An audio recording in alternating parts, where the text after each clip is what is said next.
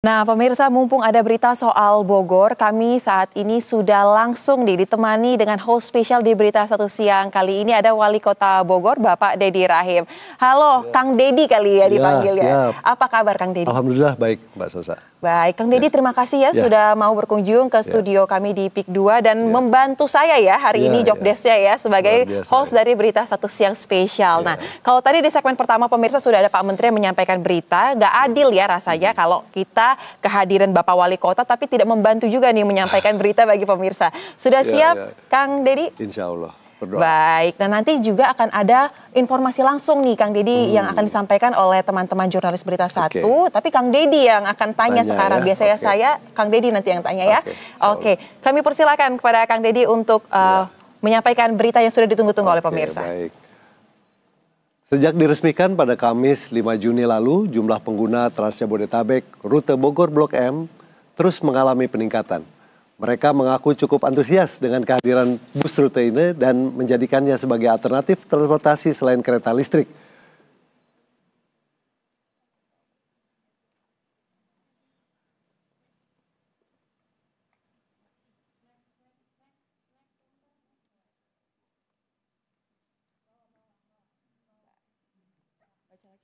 Warga yang menggunakan Trans Jabodetabek rute Blok M Bogor pulang pergi pada Senin tanggal 16 Juni sudah memadati halte Cidangiang Bogor sejak pagi, dan Wali Kota Bogor Deddy Rahim menyebutkan ini sebagai langkah penting dalam meningkatkan kualitas transportasi publik khususnya di Kota Bogor.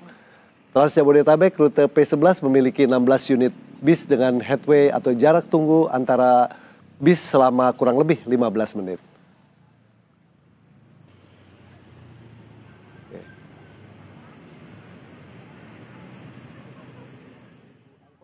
Kini akhirnya menghadirkan Trans Jabodetabek rute Bogor Blok M di Jakarta. Transportasi ini dinilai mampu menjadi alternatif bagi warga Bogor yang ingin menuju ke Jakarta.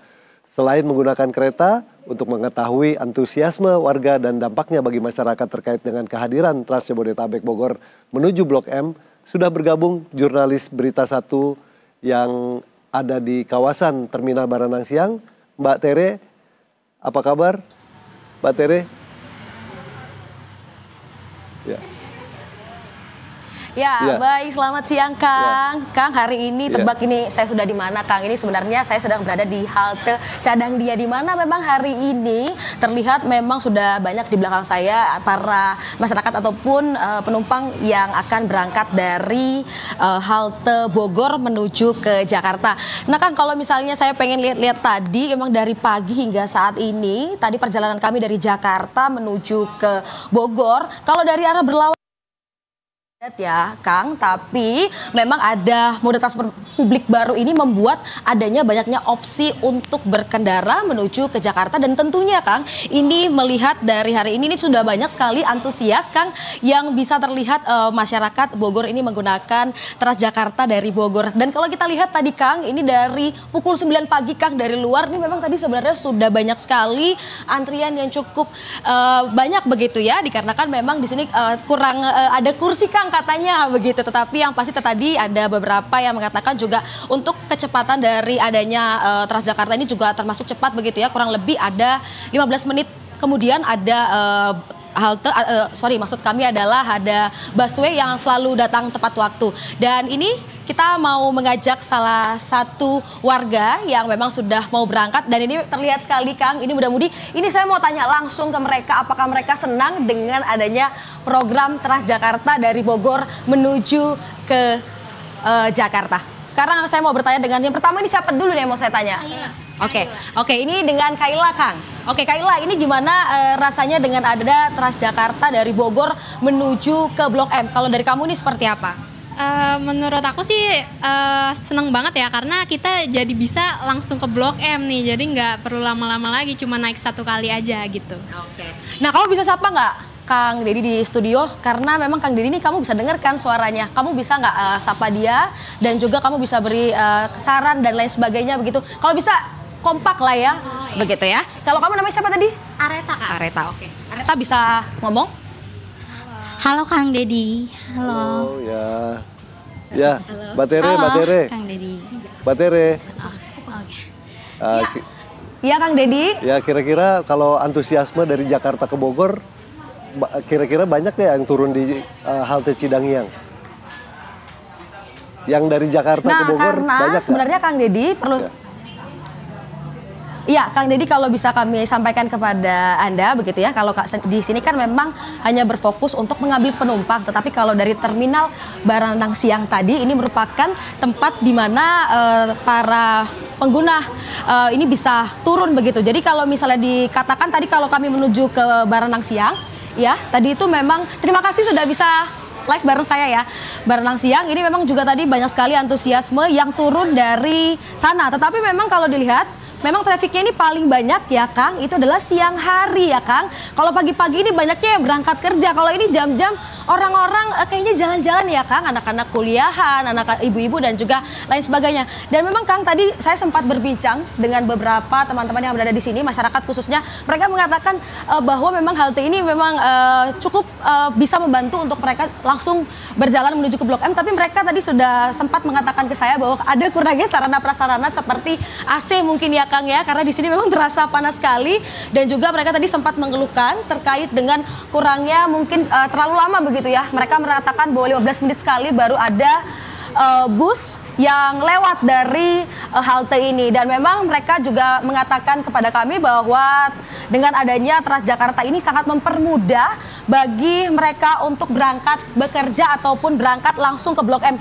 Apalagi anak muda yang pengen jalan-jalan ke Blok M, ini udah nggak capek-capek lagi ya Kak naik KRL, ini juga sudah bisa. Nah ini kalau Kang lihat ini memang sangat teratur gitu ya Kang, orang-orang ataupun masyarakat yang berangkat. Dan ini Kang, tadi sebenarnya masih sangat banyak begitu ya orang-orang yang padat begitu, tetapi ini sudah memasuki jam siang, sudah mulai terurai begitu. Tapi kalau tadi kita bandingkan dengan jam 9 pagi Kang, ini cukup banyak antusias warga dari depan sini, tempat saya melaporkan, hingga di luar sana ini Kang, cukup banyak sekali masyarakat yang tadi memang menunggu ataupun mengantri. Dan memang tadi mereka juga mengatakan bahwa kedepannya semoga koridornya bisa ditambah kembali. Dan saya juga sebagai penikmat Transjakarta juga sangat bersyukur karena kampung pacar saya juga di sini. Jadi saya bisa nih ya Kang dari Blok M langsung turun ke Bogor. Kembali ke Anda Kang. Oke, terima kasih jurnalis Berita 1 Teresia Silalahi dan juru kamera Eko Miyadi atas laporannya. Selamat bertugas kembali. Baik, wah Kang gimana nih rasanya menjadi host berita, membacakan berita, dan tadi ada live langsung bersama dengan jurnalis kami. Kalau tadi Pak Menteri katanya nggak deg-degan, saya sih deg-degan. Deg-degan. Iya, karena ternyata untuk jadi host ini kan IQ-nya harus tinggi ya. Oh iya, alhamdulillah. Ya, dan saya pikir Mbak Sosa mewakili para host atau anchor yang luar biasa. Baik, terima kasih Kang. Tapi sebenarnya berarti tidak menjamin dia sering menghadapi doorstop dari wartawan, tetapi ketika berada sebagai presenternya, jurnalisnya, ini berbeda ya Kang ya? Ya ini kan nggak boleh salah. Betul kalau sekali. Di depan pintu gitu kan, salah-salah dikit masih memungkinkan. Tapi kalau yang model seperti ini ditonton seluruh Indonesia, wah kita sangat riskan. Riskan banget. Baik, tapi salut untuk anchor dan para jurnalis, termasuk juga para host. Baik, nah Kang saya tertarik nih untuk nanya, tadi informasinya sangat menarik buat saya sendiri. Meskipun saya bukan warga Bogor, tapi saya sangat menyambut antusias kehadiran Trans Jabodetabek sampai ke Bogor sekarang. Nah mungkin bisa diceritakan nih Kang Deddy, awal mula bagaimana sih akhirnya sampai Trans Jabodetabek ini bisa sampai ke Bogor juga? Pasti kan ada koordinasi antar lintas kepala daerah ya? Ya, jadi kebetulan waktu kami berada di Magelang, bersama-sama dengan Gubernur DKI ya, Pak Mas Pramono Anung, saya sampaikan kepada beliau, Mas Pram, orang-orang Bogor ini ke Jakarta 40 menit sampai Halim, bisa naik bus ke Bandung hanya 30 menit dengan kereta cepat. Kemudian kalau kita main ke Jakarta, di Jakarta ada LRT, ada MRT, ada Transjakarta. Nah, karena kita satu area aglomerasi, gimana kalau Trans Jabodetabek ini atau Transjakarta juga masuk ke Bogor.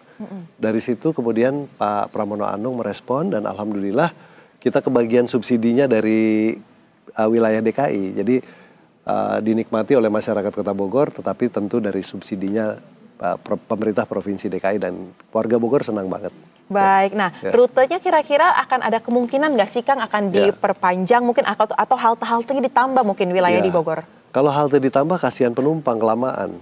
Mungkin nanti rutenya baru dan kemudian juga tentu pemerintah Kota Bogor harus menyiapkan juga nanti satu area atau tempat ya halte yang paling representatif untuk bisa mengangkut para penumpang dan menerima penumpang dari Jakarta maupun yang mau berangkat dari Bogor ke Jakarta. Tapi dengan halte yang ada sekarang sudah cukup representatif kan menurut Anda? Kalau sekarang kan masih sifatnya masih halte. Nah, kami juga masih menunggu pembangunan dari Terminal Baranang Siang yang saat ini kewenangannya ada di pemerintah pusat, dalam hal ini adalah Kementerian Perhubungan Republik Indonesia. Jadi kami menunggu renovasi atau revitalisasi dari Terminal Baranang Siang. Mudah-mudahan setelah beres tentu akan lebih baik lagi. Nah, mungkin satu lagi nih Kang, ngomong-ngomong soal pekerja kan yang menggunakan Trans Jabodetabek itu kan BPS ini menunjukkan data tingkat pengangguran terbuka di Kota Bogor itu mencapai angka 8,13% pada tahun 2024. Nah, seberapa besar sebenarnya peluang kerja di Kota Bogor terkini?